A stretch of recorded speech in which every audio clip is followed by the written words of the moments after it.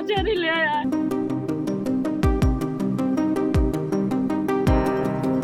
हाँ पूरा एक डालेंगे तुम्हारे 2 बजे ले रे ना रे। दोस्तों रात के 8 बज रहे थे। एक महिला अपने पति को छोड़कर अपने प्रेमी के पास जाती है और उसके साथ शारीरिक संबंध बना रही होती है। तभी अचानक से उसका पति वहां पर आ जाता है और दोनों को आपत्तिजनक स्थिति में संबंध बनाते हुए देख लेता है। अब दोस्तों पत्नी को लगता है कि शायद यह बात पूरे गांव में फैल जाएगी और मेरी बदनामी होगी। इसके बाद प्रेमी और उसकी पत्नी मिलकर यह दोनों इतना बड़ा कांड करते हैं कि आप लोग सोच भी नहीं सकते हैं। दोस्तों जरा सा आप लोग सोचिए कि एक तरफ पति का जनाजा निकल रहा था और दूसरी तरफ पत्नी जो थी वह फूट फूट कर रो रही थी। लेकिन तभी अचानक से 4 थाने की पुलिस की टीम वहां पर आ जाती है और आने के बाद जनाजे से पत्नी को गिरफ्तार कर लिया जाता है और फिर उसको जेल में भेज दिया जाता है। लेकिन दोस्तों जब गांव वालों को पता चलता है कि इस पूरी हत्या के पीछे उसकी पत्नी का हाथ है, तो दोस्तों पूरे गाँव वालों के पैरों तले जमीन खिसक जाते हैं, सभी के होश उड़ जाती है। दरअसल दोस्तों यह घटना है उत्तर प्रदेश के सुल्तानपुर के कादीपुर गाँव की और दोस्तों उसी गांव का रहने वाला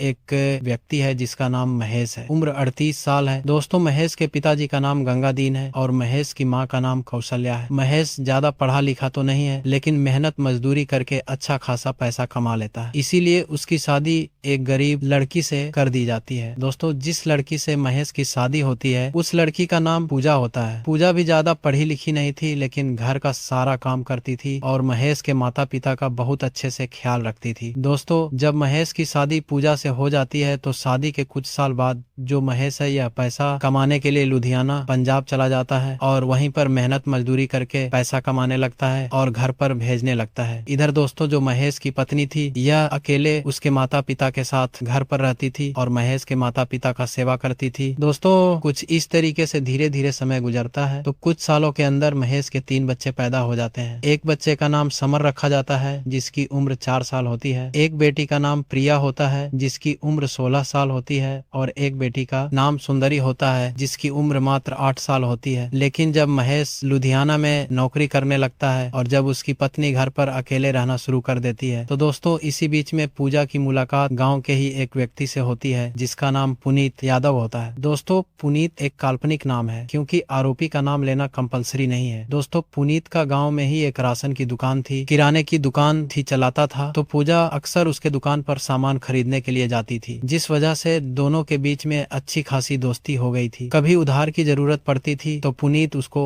उधार भी दे दिया करता था। धीरे धीरे समय गुजरता है तो दोनों के बीच में दोस्ती भी होती है और धीरे धीरे प्यार भी हो जाता है। और जब पति घर पर नहीं रहता था पूजा का तो पूजा क्या करती थी कि समय निकालकर पुनीत से मिलने के लिए जाया करती थी और उसके साथ उसी के घर में शारीरिक संबंध भी बनाया करती थी। लेकिन दोस्तों जब और कुछ महीने का वक्त गुजरता है तो दोस्तों गांव वालों को कहीं से भनक लग जाती है कि जरूर इन दोनों के बीच में अफेयर चल रहा है। और दोस्तों जाहिर सी बात है अगर गांव में कोई इस तरीके का काम करेगा तो गांव वालों को भनक लग ही जाती है। अब दोस्तों गांव वाले क्या करते हैं कि इस बात की जानकारी महेश को देते हैं। गांव के कुछ लोग बताते हैं कि महेश तुम्हारी पत्नी का चाल चलन ठीक नहीं है, वह तुम्हारे हाथ से निकल रही है, उसका किसी के साथ अफेयर चल रहा है। अब दोस्तों जब महेश को ये बात पता चलता है कि मेरी पत्नी का अफेयर किसी और के साथ चल रहा है तो महेश 2025 में लुधियाना से काम छोड़ देता है और अपने घर पर आ जाता है और घर पर रहकर एक प्राइवेट नौकरी करने लगता है। दोस्तों वह सोचता है ना कि अगर मैं घर पर रहूंगा अपनी पत्नी के साथ रहूंगा तो शायद वह ऐसा काम नहीं करेगी। लेकिन दोस्तों जब महेश घर पर आ जाता है अपना काम छोड़कर तो उसकी पत्नी यानी कि जो पूजा होती है वो महेश को भाव देना बंद कर देती है, उसको पूछती तक नहीं है। और जब महेश काम करने के लिए घर से चला जाता था तो पूजा अक्सर पुनीत के दुकान पर जाकर बैठा करती थी, उसके साथ हंसी मजाक करती थी, उसके साथ प्यार भरी बातें करती थी। तो दोस्तों यह बात महेश को पसंद नहीं आ रही। दर दर जब कुछ दिन का वक्त और गुजरता है तभी दोस्तों एक दिन की बात है जो महेश है वह अपनी पत्नी पूजा से कहता है कि देखो आज मुझे मुर्गा खाने का बहुत मन कर रहा है, मैं बाजार जा रहा हूँ, थोड़ी देर बाद मुर्गा खाने का बहुत मन कर रहा है, लेकर आ जाऊंगा। तब दोस्तों पूजा अपने पति से कहती है कि ठीक है लेकिन मुझे मछली खाने का मन कर रहा है। तब दोस्तों महेश कहता है कि ठीक है, अगर तुम्हें मछली खाने का मन है तो मैं तुम्हारे लिए मछली लेकर आऊंगा। अब दोस्तों इतना बातचीत करने के बाद महेश अपने घर से बाजार के लिए निकल जाता है और जब मौका मिलता है तो शाम के 6:00 बजे के आसपास जो पूजा है वह अपने घर से मछली मसाला खरीदने के लिए पुनीत की दुकान पर जाती है और काफी देर तक वहां पर बैठती है, उससे बातचीत करती है। इसी बीच दोस्तों बारिश भी बहुत तेज होने लगती है तो पूजा पुनीत के दुकान पर काफी देर तक रुक जाती है। वह पूरे तरीके से वहां पे फंस जाती है क्योंकि ना तो छाता लेकर गई थी और ना ही कुछ ओढ़ने के लिए लेकर गई थी। अब दोस्तों जब बारिश वहां पे रुकने का नाम नहीं लेती है तो पुनीत को लगता है कि अब बारिश हो रही है तो दुकान पर कोई आएगा नहीं, यही सही मौका है। अब दोस्तों पुनीत क्या करता है कि पूजा को दुकान के पीछे लेकर जाता है और पूजा पुनीत के साथ दुकान के पीछे ही शारीरिक संबंध बनाना शुरू कर देती है। तभी दोस्तों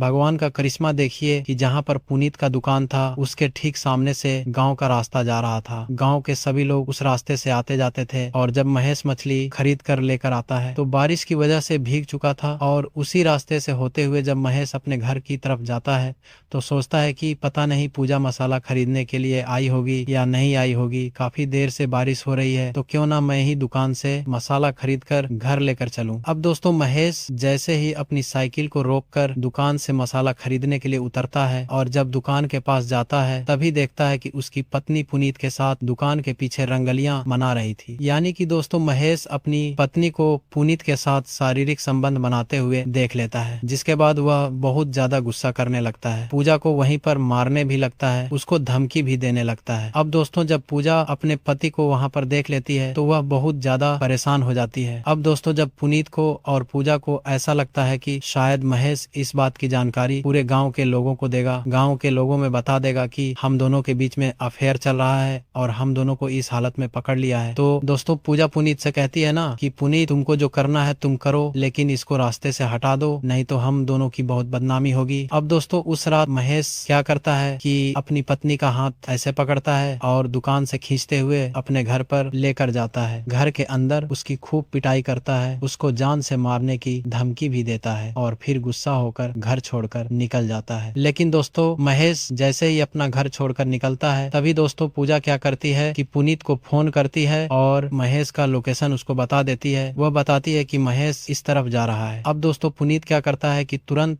अपना दुकान बंद करता है और महेश के पीछे पीछे लग जाता है और जब एक सुनसान जगह आता है, एक बगीचा आता है, तो दोस्तों पुनीत महेश को मौत के घाट उतार देता है और फिर कुछ दूर बगीचे में ही ले जाकर उसको फेंक देता है और वहां से चुपचाप अपने घर चला जाता है। दोस्तों इस तरीके से धीरे धीरे पूरी रात निकल जाती है, रात भर बारिश पड़ती है, लेकिन जब सुबह होता है तो किसी को भनक नहीं। लगता है कि ऐसा कुछ हादसा हुआ है, लेकिन जब सुबह में महेश की बड़ी बेटी और उसकी भाभी बगीचे की तरफ शौच करने के लिए जाती हैं, तो बगीचे में महेश की बॉडी को देखकर यह दोनों बहुत ज्यादा हैरान हो जाती हैं, बहुत ज्यादा परेशान हो जाती हैं। अब दोस्तों महेश की बड़ी बेटी दौड़ते हुए अपने घर पर आती है और अपनी माँ पूजा से इस पूरी बात की जानकारी देती है। वह कहती है कि माँ पापा को किसी ने मारकर बगीचे में फेंक दिया है, बगीचे में उनकी लाश पड़ी है। अब दोस्तों इतना सुनने के बाद पूजा और पूजा के ससुर, उसके घर वाले, यह सभी लोग दौड़ते हुए, रोते हुए, बिलखते हुए बगीचे में पहुंच जाते हैं। और दोस्तों जो पूजा है ना वह दौड़ते हुए अपने पति के पास जाती है और उसकी बॉडी को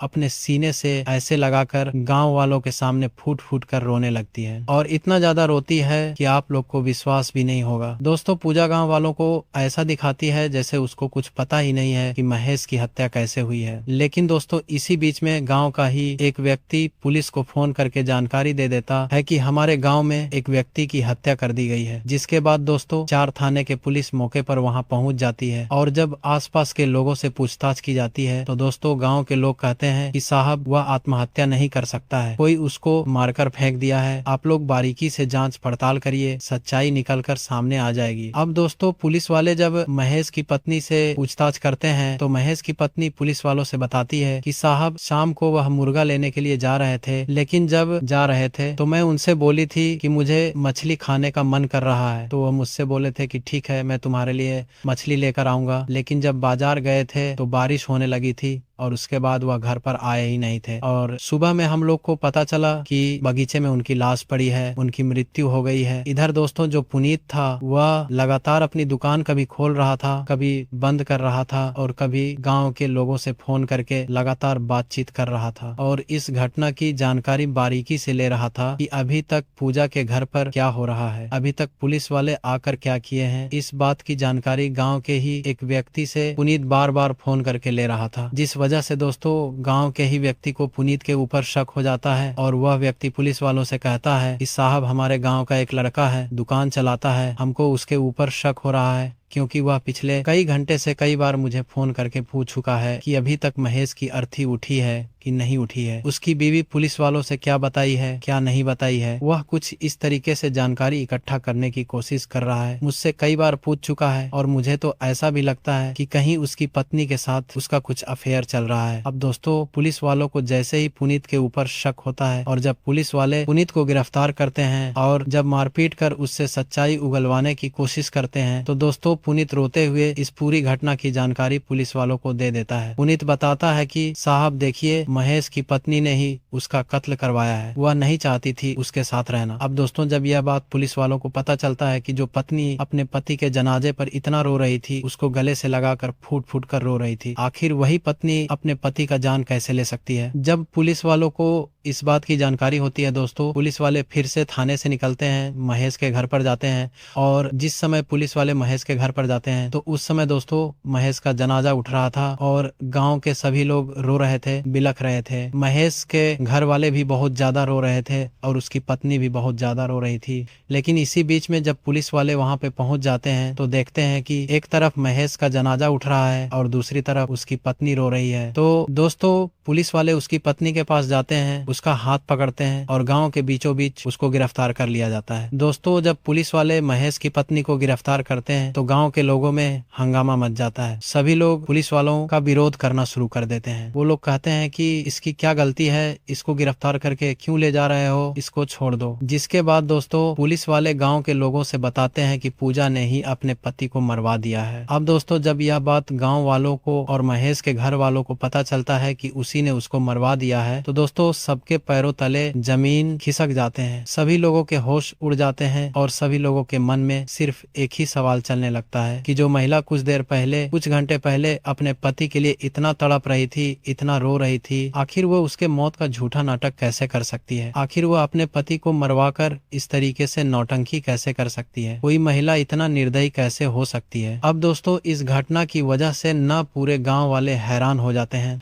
लेकिन पुलिस वाले पूजा को अरेस्ट करते हैं, उसको थाने पर लेकर जाते हैं और जब कड़ाई के साथ उससे पूछताछ करना शुरू करते हैं तो दोस्तों पूजा इस पूरी घटना को कबूल कर लेती है कि हाँ मैंने ही अपने प्रेमी के साथ मिलकर उसको मरवा दिया है। दोस्तों जब पूरी घटना की सच्चाई निकल कर सामने आती है तो पूजा को और उसके प्रेमी को पुनीत को कोर्ट से कार्रवाई करते हुए जेल में भेज दिया जाता है। लेकिन दोस्तों अभी भी इस घटना की वजह से पूरे गाँव में मातम का माहौल पसरा हुआ है और महेश के जो बच्चे हैं, जो बच्चियां हैं, उनका रो रो कर बुरा हाल हो गया है। दोस्तों किसी को यकीन भी नहीं हो रहा है कि पूजा अपने प्रेमी के साथ मिलकर अपने पति को मार दी है, वह ऐसा काम कर सकती है। और दोस्तों मैं आप लोगों को बता दूं कि महेश को मारने का सिर्फ और सिर्फ इकलौता रीजन यही था कि महेश अपनी पत्नी को उसके साथ शारीरिक संबंध बनाते हुए देख लिया था, जिसके बाद पूजा को और पुनीत को ऐसा लगता है कि शायद अगर महेश हम दोनों को इस तरीके से देख लिया है तो इस बात की जानकारी पूरे गाँव वालों को हो जाएगी, जिसके बाद हम लोगों की बहुत ज्यादा बदनामी होगी और बदनामी के डर से अपनी बदनामी छुपाने के लिए यह दोनों ऐसा कदम उठाते हैं। पूजा और उसका प्रेमी पुनीत ये दोनों मिलकर उसको मौत के घाट उतार देते हैं। दोस्तों ऐसे लोगों के साथ क्या कार्रवाई होनी चाहिए, ऐसे लोगों को कौन सी सजा मिलनी चाहिए, आप लोग हमें कमेंट बॉक्स में जरूर बताइएगा। फिलहाल दोस्तों आज के इस वीडियो में इतना ही। यह घटना बहुत ही दुखद है। महेश की आत्मा की शांति के लिए 2 शब्द कमेंट बॉक्स में जरूर बताइएगा। वीडियो पसंद आए तो वीडियो को लाइक, चैनल सब्सक्राइब जरूर करिएगा। आप सभी लोगों का बहुत बहुत धन्यवाद।